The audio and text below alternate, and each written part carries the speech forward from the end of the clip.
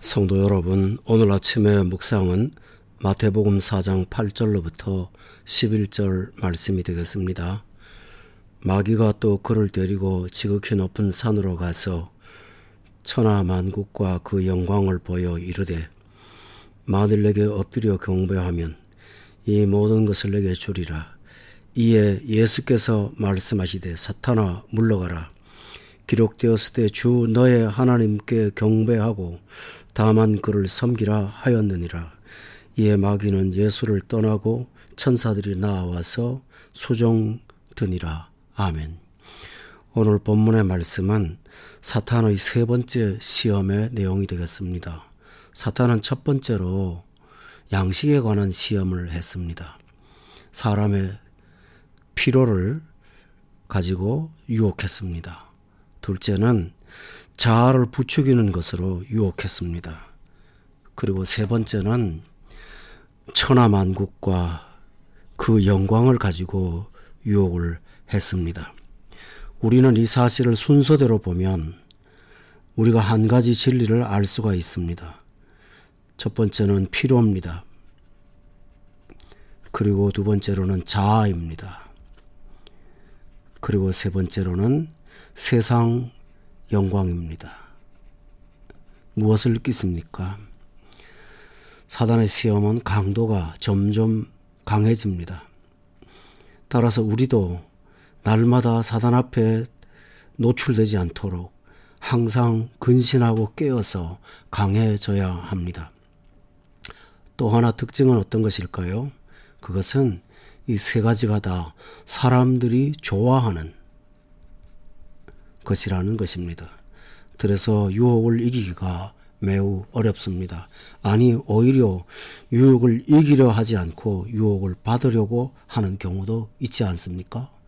따라서 사탄의 유혹은 근신하여 깨어있고 분별하지 않으면 쉽사리 넘어갈 수 있다는 사실을 우리가 깨닫게 됩니다. 여기서 본문은 사탄의 본성과 그의 특징을 보여줍니다. 사탄은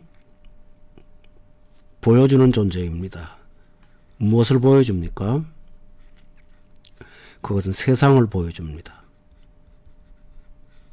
세상을 보게 합니다. 그리고 그 영광 자꾸 보게 합니다. 여러분의 시선은 어디를 향하고 있습니까? 세상을 봅니까? 어제 말씀처럼 하나님을 앙망합니까? 둘 중에 하나일 것입니다. 천하만국과 그 영광을 보여주는 사탄의 그 유혹을 따라서 세상을 보게 되면 온갖 시험 안에 들어갈 수 있다는 것을 염두에 두고 염려해야 합니다. 또 하나 사탄의 특징은 무엇입니까? 그것은 경배의 대상을 자기로 바꾸는 것입니다.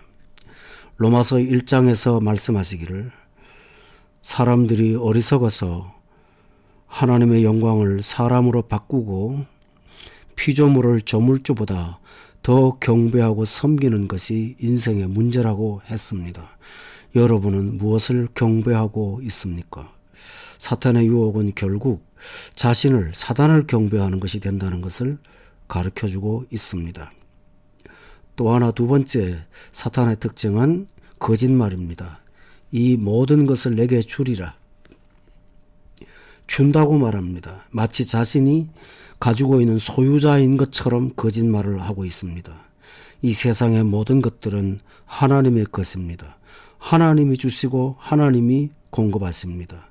사탄은 아무것도 줄 수 있는 것이 없습니다. 그러나 그는 내게 엎드려 경배하면, 쉽게 간단하게 악에 복종하면 얻을 수 있다고 유혹합니다. 그런데 문제는 무엇입니까?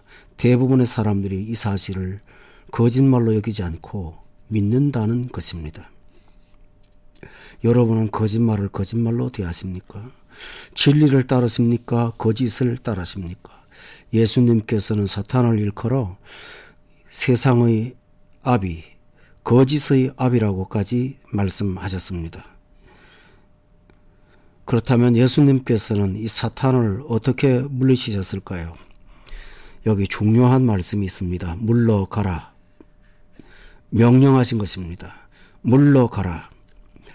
여러분, 전자에서 본 것과 같이 사탄의 유혹은 모든 사람들이 원하는 것이고 받아들이기를 원하는 것입니다. 여러분은 수용하십니까? 물러가라고 선포하고 있습니까? 우리가 이 중대한 사실에서 사탄을 오히려 불러들이고 있지 않는지 염려하며 돌아봐야 됩니다. 사단은 강한 존재임과 동시에 매우 연약한 약점을 가진 존재입니다. 말씀 앞에서 꼼짝 못하는 존재입니다. 말씀으로 물러가라고 하면 그는 서 있을 수 없는 약한 존재입니다. 어떤 사람은 사탄을 너무 강하게 봅니다만 실제로 사탄은 매우 약합니다. 우리 마음속에 유혹이 찾아올 때 우리가 말씀으로 물리치면 그 유혹이 자리 잡지 못하고 떠나간다는 사실을 말씀하고 있습니다.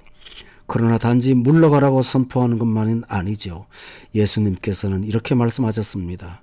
주 너의 하나님께 경배하고, 사람의 본분과 목적은 우리를 지으시고 구원하신 하나님을 경배하고 영원토록 그를 즐거워하는 것입니다. 따라서 하나님이 의이시니 의를 따르고 하나님의 말씀을 따르고 또한 하나님의 인도하심을 따르는 사람, 이것이 진정 하나님을 경배하는 삶입니다. 그리고 하나님을 경배하는 것은 하나님을 섬기는 것과 관계가 됩니다. 어떤 자들은 하나님을 예배하는 자이지만 하나님을 섬기는 섬김의 자리까지 나아가지 않고 있습니다. 오히려 그 섬김을 세상에 쏟아놓는 경우가 있습니다. 여러분은 경배가 섬김으로 진행되고 있습니까? 섬겨서 하나님을 기쁘시게 하고, 섬겨서 이웃을 구원하고, 섬겨서 세상에 복음을 전파하는, 그리하여 하나님의 나라를 확장시키는 저와 여러분이 되는 것을 하나님이 원하십니다. 이렇게 명령하시면 이에 마귀가 예수님을 떠났습니다. 여러분은 떠나보낼 수가 있습니다. 예수님께서 이 시험을 이기신 것은 당신이 보유하신 신성을 가지고 물리치신 것이 아니라 가장 연약한 상태의 인성을 가지고 말씀에 의지하여 마귀를 떠나보냈습니다. 따라서 우리도 그리스도를 따른다면 그리스도와 같이 마귀를 물리치고 승리할 수 있습니다. 여러분, 날마다 말씀 안에서 하나님을 기쁘시게 하고 사단을 물리치고 승리하시는 저와 여러분이 될 수 있기를 주의 이름으로 축원합니다.